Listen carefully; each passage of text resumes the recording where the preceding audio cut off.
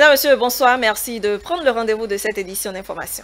Rencontre ce mercredi 17 mars 2021 au Palais des Congrès des chefs quartiers de la ville de Cotonou. Au regard des changements opérés dans la capitale économique, ils ont décidé à l'unanimité d'encourager la dynamique en cours. Les détails dans un instant.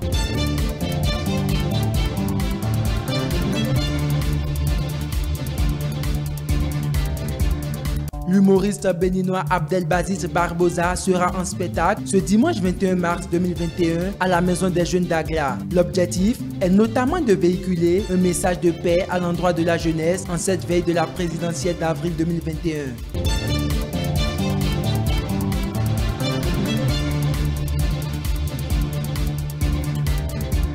En Chine, le secteur du commerce en ligne attire une foule d'entreprises privées en recourant au marketing par le biais d'influenceurs. Plus de précisions dans cette édition avec nos confrères de la CCTV+.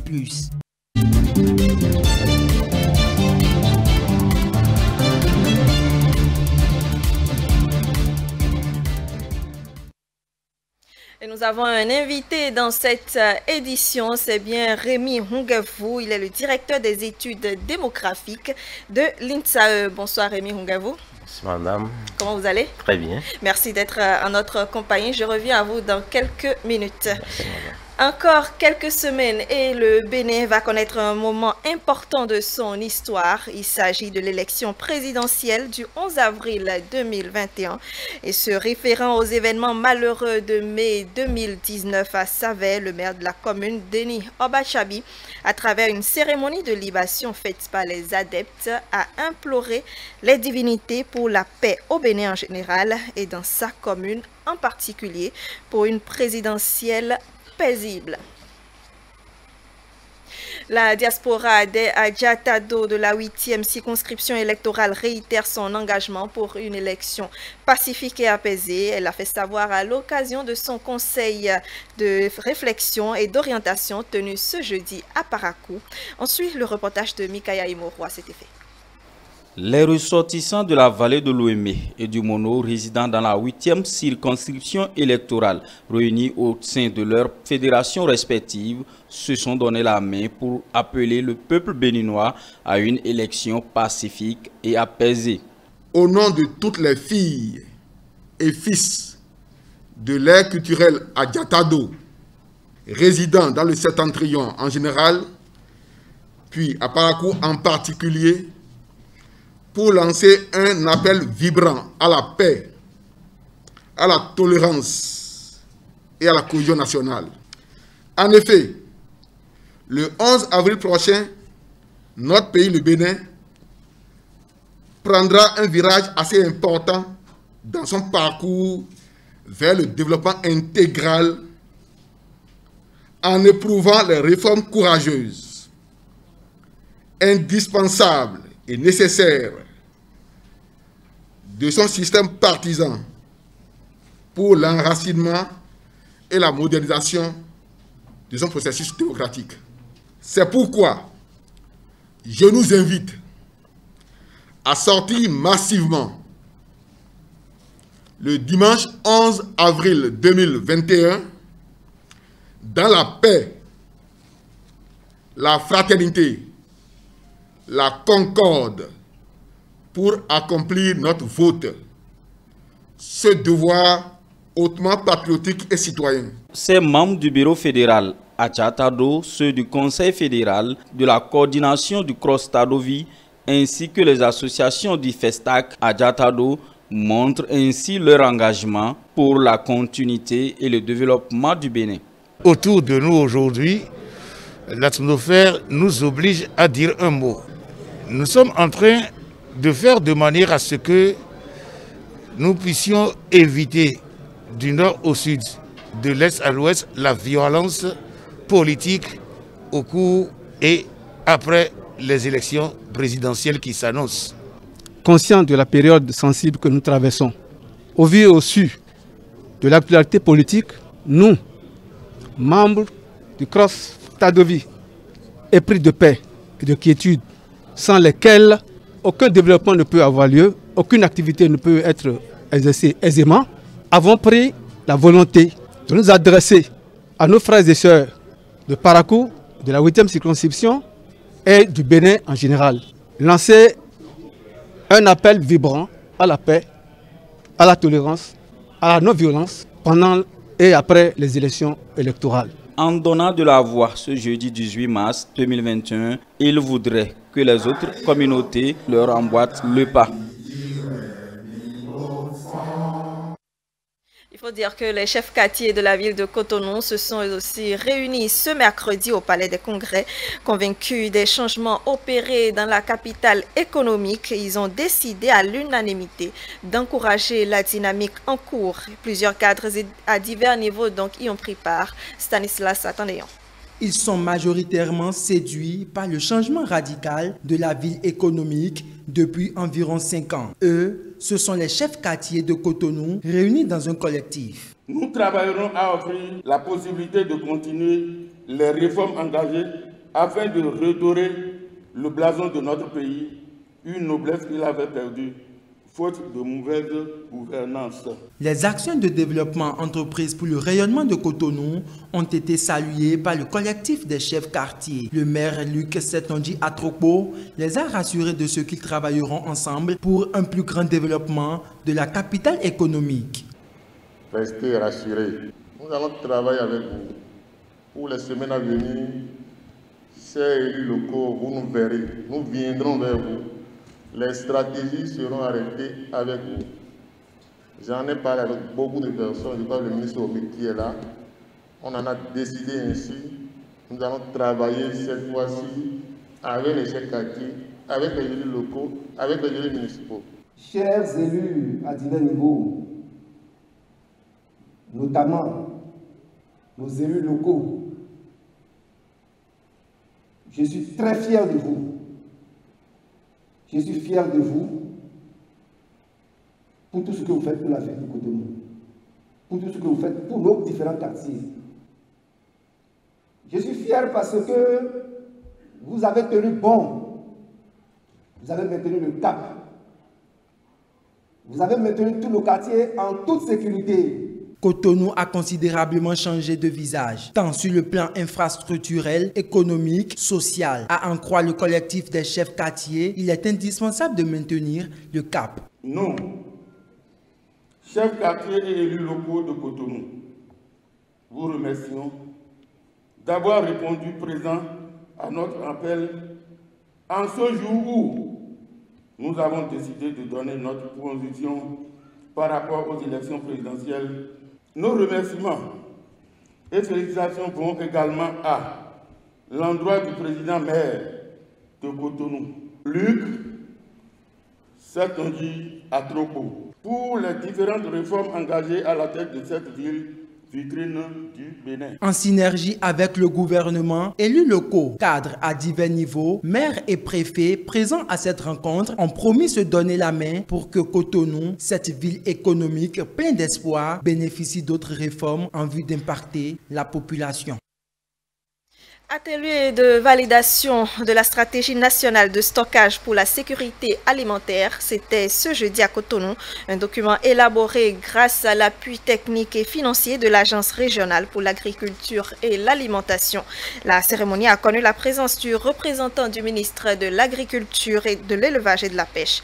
Le compte rendu avec Céline Bovy. Conserver les produits vivriers afin de réduire l'insécurité alimentaire au Bénin. C'est l'objectif que se sont fixés ces participants et responsables du ministère de l'Agriculture, de l'Élevage et de la Pêche. Pendant 24 heures, ils sont appelés à échanger sur la validation de la stratégie nationale de stockage pour la sécurité alimentaire afin de meilleur approvisionnement des produits locaux. Lançant les travaux au nom du ministre de l'Agriculture, de l'Élevage et de la Pêche, le conseiller technique du ministère de tutelle, Sylvestre Fondoran, a rappelé les causes d'une telle réflexion avant de préciser le rôle de la crise sanitaire liée à la Covid-19 dans le retard de sa validation. La problématique de l'insécurité alimentaire demeure une préoccupation majeure dans l'espace CIRS-CIDAO et les résultats des sessions du cadre harmonisé montrent clairement que le nombre de personnes en insécurité alimentaire reste préoccupant. Ce tableau déjà sombre est aggravé par les crises sécuritaires récurrentes dans plusieurs zones du Nigeria, du Mali, du Burkina et du Tchad. L'autre élément qui rendrait difficile la gestion des crises alimentaires était que les humanitaires n'avaient pas une compréhension partagée du degré de gravité des crises. Le processus de formulation de la stratégie nationale a connu assez de retard du fait des restrictions tant au plan national qu'au niveau de l'ARA. Covid oblige, mais fort heureusement, les activités ont repris à la satisfaction de tous, ce qui a permis de mettre les bouchées doubles et de disposer du document de stratégie qui vous avait été présenté. La CEDEAO, dans sa politique de développement, appuie les organisateurs afin de mettre en place des instruments de stockage des produits alimentaires et nutritionnels. À travers cet accompagnement, elle entend garantir une disponibilité totale des denrées alimentaires pour faire face efficacement aux interventions. C'est l'occasion pour le chef CT SACSA du MAEP de saluer les différentes institutions régionales et internationales qui accompagnent le Bénin dans la gestion des stocks alimentaires. C'est le moment, mesdames et messieurs, de saluer les efforts remarquables et la disponibilité légendaire dont ont fait preuve les membres du groupe de référence qui ont suivi de bout en bout le processus. C'est le lieu de remercier également la consultante internationale, Dr Faridat Aboudou, et remercier nos autorités à divers niveaux qui n'ont pas vraiment ménagé l'effort pour nous produire le document qui est soumis à validation ce jour. Pour rappel, les chefs d'État et de gouvernement de la CEDEAO ont créé la réserve régionale de la sécurité alimentaire RRSA en 2013, dont la stratégie régionale est fondée sur la consolidation de la complémentarité des 3 lignes de défense face aux crises alimentaires et nutritionnelles, à savoir les stocks de proximité, les stocks nationaux et la réserve régionale de sécurité alimentaire. L'INSAE réalise pour le compte du projet SWED une enquête de référence pour la mise en œuvre du projet. Et le SWED, c'est le projet d'autonomisation des femmes et dividendes démographiques au Sahel, au Bénin, financé par la Banque mondiale pour un montant de plus de 50 milliards de francs CFA. Il faut dire que c'est un projet hautement social qui va contribuer à améliorer sensiblement la condition des femmes dans notre pays. Pour en parler, justement, nous recevons sur ce plateau Monsieur Rémi Hungevou. Bonsoir Rémi Hungevou à nouveau. Bonsoir, vous êtes, je le rappelle, le directeur des études démographiques de l'Institut. Bienvenue sur notre plateau. Alors, parlez-nous déjà de cette enquête qui sera réalisée et quel intérêt pour le fait de réaliser cette enquête de base. Merci madame de nous recevoir sur votre plateau. Au fait, il faut dire que d'abord le projet SWED, c'est un projet, comme vous l'avez dit, initié par la Banque mondiale, oui, et qui concerne a priori les pays du Sahel. Donc il y avait 6 pays qui se sont engagés dans ce projet-là au départ, mais aujourd'hui nous en sommes à 11 pays, y compris donc le Bénin. Et l'objectif qui est visé et à travers cette initiative, c'est de pouvoir accélérer la transition démographique et donc de soutenir le dividende démographique et réduire les inégalités de genre. Et lorsque je parle de dividende démographique, cela fait référence à la croissance accélérée que l'on peut obtenir de la population. Voilà, lorsqu'il y a une évolution de la pyramide des âges et donc qui est assortie donc de politiques économiques et sociales favorables. Très bien. Lorsque je parle donc assortie de politiques économiques favorables, donc c'est que nous avons d'abord la tranche des jeunes qui devient plus importante et la population à charge, c'est-à-dire les enfants et les personnes âgées sont en proportion faible. Donc il faut investir durablement et massivement dans l'éducation, la santé, et la prévention des mariages et la création de l'emploi. Donc c'est tout ceci qui va concourir vraiment à profiter au pays de pouvoir bénéficier donc du dividende démographique. D'accord. Alors, donc l'intérêt justement. Bon, l'intérêt d'ailleurs de toute étude statistique, c'est de pouvoir aider nos gouvernants à pouvoir prendre des décisions justes. C'est un outil d'aide à la prise de décision, les statistiques. Donc cette étude que nous voulons réaliser, qui est une étude de base, une étude de référence pour le projet, ça va permettre donc d'établir la situation de référence. Nous avons fait la cartographie, les indicateurs qui vont être suivis par la suite. Nous avons fait la cartographie et relever les niveaux. À la fin du projet, on fait la même évaluation. Ça permet au projet de pouvoir évaluer son impact, ce que ce projet-là a pu apporter à la population. D'accord. Donc c'est de façon terre à terre générale. Ce que vous pouvez dire. Alors, quelle est la cible qui est visée par cette enquête et quand est-ce qu'elle va démarrer? Bon, la cible qui est visée, c'est d'ailleurs les ménages. Et au sein des ménages, nous allons interviewer les jeunes, adolescents, et garçons et filles âgés de 10 à 24 ans. Et donc, c'est pas tous les ménages, mais nous allons parcourir les 77 communes. Il y a un travail d'échantillonnage plus pointu qui a été effectué où un certain nombre de ménages, nous avons près de 15 000 ménages qui ont été échantillonnés, sélectionnés. Dans les 77 communes, les agents enquêteurs vont sillonner ces ménages-là. Et au sein de ces ménages, les jeunes, donc âgés de 10 à 24 ans, garçons comme filles, vont être identifiés et interviewés. Donc l'enquête démarre, et ça a démarré, je dirais bien, et déjà hier le 18 mars, et ça va s'étendre jusqu'en fin du mois d'avril. D'accord. Vous allez sillonner les 77 communes. Est-ce qu'on peut avoir une idée des zones quand même qui ont été retenues dans ces communes pour l'échantillonnage ou bien pour l'enquête? Bon, je dirais c'est les 77 communes de notre pays. Vous avez dit que tous les ménages ne seront pas concernés. Tous les ménages, mais il y a un travail d'échantillonnage qui a été fait, puisque avant tout, nous faisons une énumération. Nous énumérons tous les ménages de ces 77 communes-là. Et nous prenons une part importante sur laquelle nous faisons le travail de façon à ce que, à la fin, les résultats issus de ces ménages-là puissent être inférés, puissent être représentatifs. Donc en quelque sorte, les agents collecteurs savent déjà où ils vont. Les agents enquêteurs savent depuis l'INSAE les ménages vers lesquels ils iront. Mais nous appuyons sur les autorités locales sur le terrain, les maires, les chefs d'arrondissement, les chefs de village surtout, les chefs de quartier, qui nous appuient, c'est eux qui nous aident.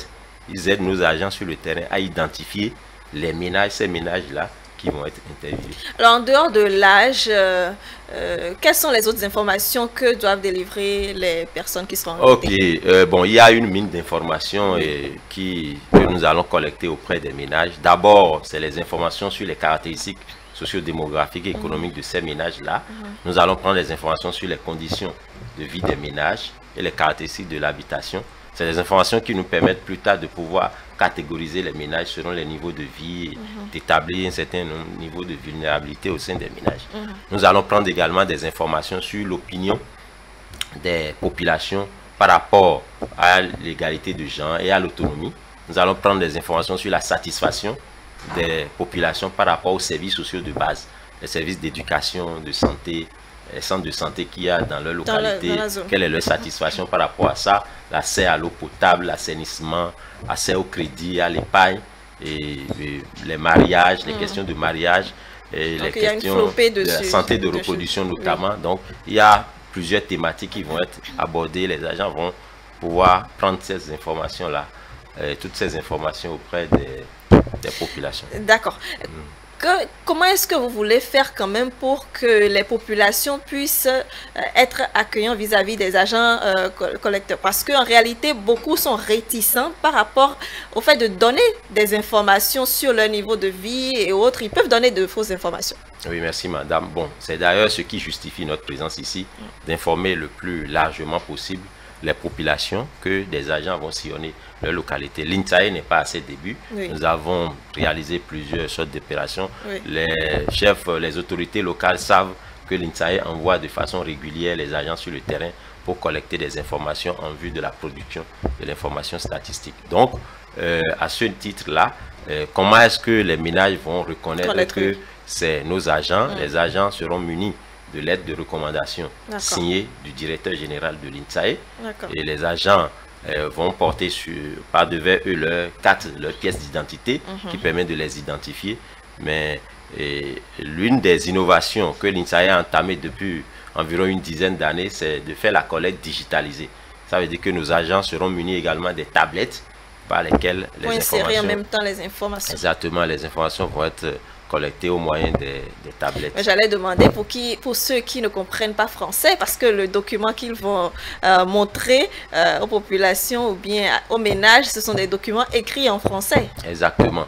Et lorsque les agents sont dans une communauté, leur premier point de chute, c'est d'abord les autorités. d'abord les maires, les chefs d'arrondissement et les chefs de quartier qui sont les autorités de proximité, les chefs de quartier, chefs de village. Ce sont ces chefs-là qui introduisent les agents dans la communauté, qui leur facilitent l'accès dans les ménages. Et lorsque vous êtes dans un ménage où les gens ne peuvent pas lire, il y a toujours quelqu'un pour vous dire que oui, effectivement, ce papier montre que l'agent est venu de... Et puis, je vais vous dire, la sélection des agents tient compte également de ce critère. Parce que nous recrutons des agents dans tous les coins du monde, du pays.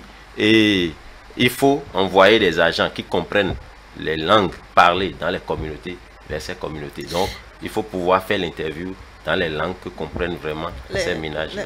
D'accord. Pour finir, nous sommes en période de Covid-19 et les déplacements doivent être assez limités pour protéger les populations et également les agents qui seront sur le terrain. Quelles sont les dispositions que vous avez prises? Ok, je vais dire même à ce titre que l'INSAE, depuis l'avènement de la pandémie, a déjà réalisé plusieurs opérations et des opérations de grande envergure. Alors, l'une des dispositions phares que nous avons prises, c'est d'introduire déjà un protocole qui renseigne suffisamment sur les mesures barrières de la Covid que nous enseignons lors des formations. Je rappelle que les agents qui vont sillonner nos communautés ont été formés pendant plus d'une dizaine de jours. Donc, qui ont reçu suffisamment d'éléments pour pouvoir tenir compte des prescriptions en la matière. Également, pendant toute cette formation, ces mesures que nous avons préparées ont été respectées. Et sur le terrain également, ça va être respecté. Et les agents sont dotés de masques de protection en quantité suffisante, ce qui leur permet de les échanger de façon régulière.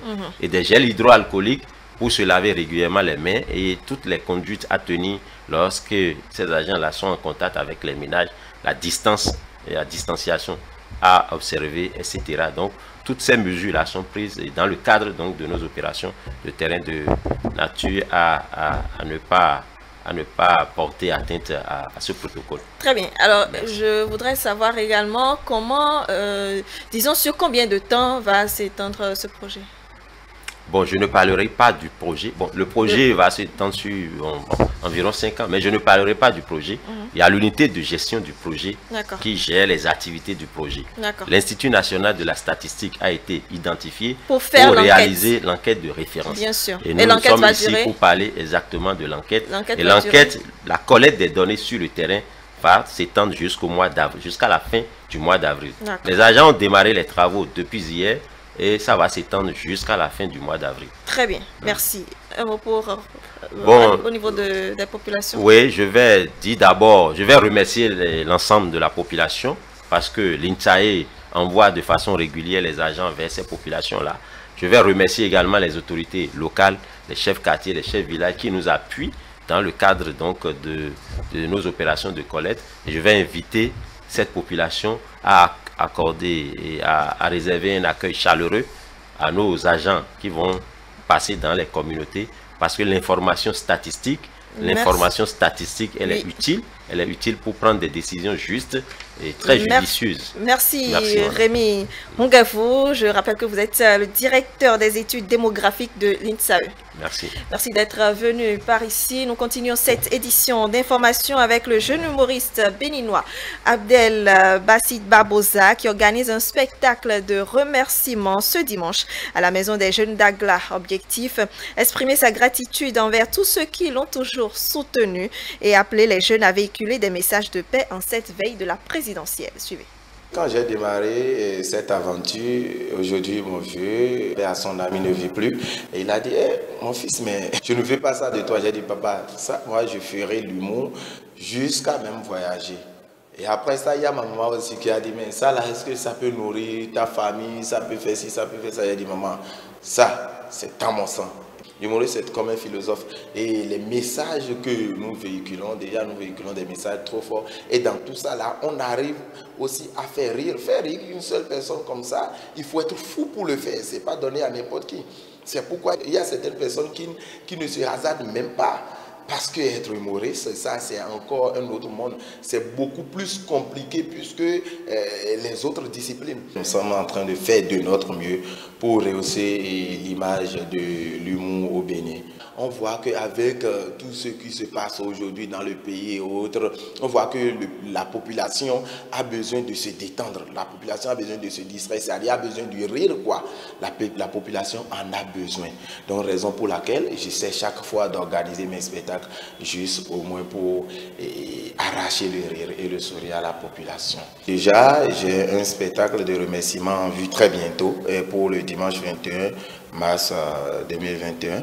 Voilà, à 16h à la maison des jeunes d'Agla de Cotonou. Pour assister au spectacle, c'est très simple, il suffit juste de contacter le 61 95 56 57 et 61 95 56 57 ou le 90 31 41 81. Si c'est une personne, ça fait 3 000 francs. Mais si c'est 2 personnes, ça fait 5 000 francs. Quels qu'en soient nos bords politiques et autres, la dénomination de chacun, je nous invite chacun, qui que tu sois déjà, quoi que tu fasses, où que tu sois, sache que l'avenir de l'humanité te concerne. La paix au Bénin te concerne. Donc nous devons nous unir. Unissons-nous pour dire non à la violence. Unissons-nous pour cultiver la paix. Unissons-nous pour bâtir notre pays, le Bénin. Parce que le Bénin est un et indivisible. Et c'est nous qui allons le bâtir. C'était donc les propos de l'humoriste Barbosa au micro de Chimène Dade et de Prudence Koussouron. On finit avec le commerce en ligne qui est immensément populaire en Chine. Le secteur attire une foule d'entreprises privées en recourant au marketing par le biais d'influenceurs ainsi qu'à des campagnes de promotion avec diffusion en direct. Des précisions avec nos confrères de CCTV+. Le commerce en ligne rend les choses plus faciles pour nous. Nous pouvons nous y consacrer depuis le confort de chez nous, ou bien en buvant un café, ou même dans le taxi. Mais il s'accompagne aussi de nouveaux problèmes et change la manière dont nous décidons quels produits nous conviennent le mieux. Pour moi, la chose qui compte le plus sont les commentaires. C'est ainsi que je me décide en fin de compte à acheter un produit ou pas. Je souhaiterais voir davantage de commentaires objectifs et postés par de véritables clients, mais de nombreux commentaires sont en fait des recommandations faites par les marchands et les opérateurs de plateformes pour des raisons de marketing. Je pense que le principal problème auquel les consommateurs sont confrontés est la contrefaçon qui, je pense, propose des produits de mauvaise qualité. Donc j'ai tendance à éviter ceci. Je base mon jugement sur le prix ainsi que sur la source, c'est-à-dire le vendeur.